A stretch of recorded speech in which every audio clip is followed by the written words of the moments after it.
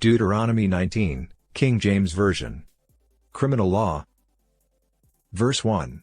When the Lord thy God hath cut off the nations, whose land the Lord thy God giveth thee, and thou succeedest them, and dwellest in their cities, and in their houses.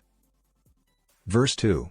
Thou shalt separate 3 cities for thee in the midst of thy land, which the Lord thy God giveth thee to possess it. Verse 3. Thou shalt prepare thee a way, and divide the coasts of thy land, which the Lord thy God giveth thee to inherit, into 3 parts, that every slayer may flee thither. Verse 4. And this is the case of the slayer, which shall flee thither, that he may live, whoso killeth his neighbor ignorantly, whom he hated not in time past. Verse 5. As when a man goeth into the wood with his neighbor to hew wood, and his hand fetcheth a stroke with the axe to cut down the tree, and the head slippeth from the helve, and lighteth upon his neighbor, that he die, he shall flee unto one of those cities, and live. Verse 6. Lest the avenger of the blood pursue the slayer, while his heart is hot, and overtake him, because the way is long, and slay him, whereas he was not worthy of death, inasmuch as he hated him not in time past. Verse 7. Wherefore I command thee, saying, Thou shalt separate 3 cities for thee. Verse 8. And if the Lord thy God enlarge thy coast, as he hath sworn unto thy fathers, and give thee all the land which he promised to give unto thy fathers. Verse 9. If thou shalt keep all these commandments to do them, which I command thee this day, to love the Lord thy God, and to walk ever in his ways, then shalt thou add 3 cities more for thee, beside these 3. Verse 10. That innocent blood be not shed in thy land, which the Lord thy God giveth thee for an inheritance, and so blood be upon thee. Verse 11.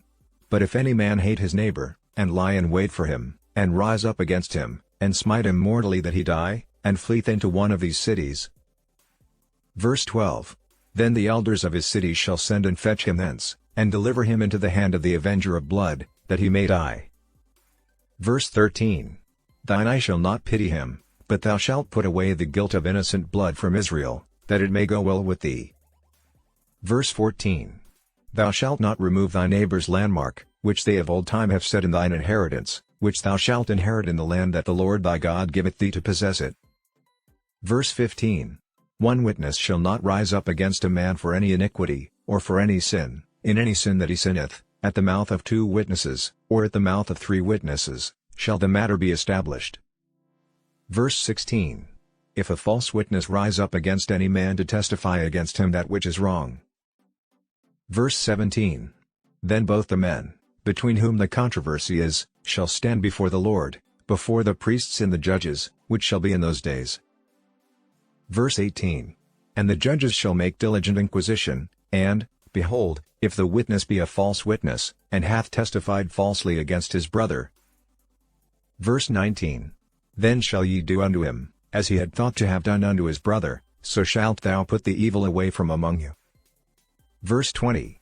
And those which remain shall hear, and fear, and shall henceforth commit no more any such evil among you.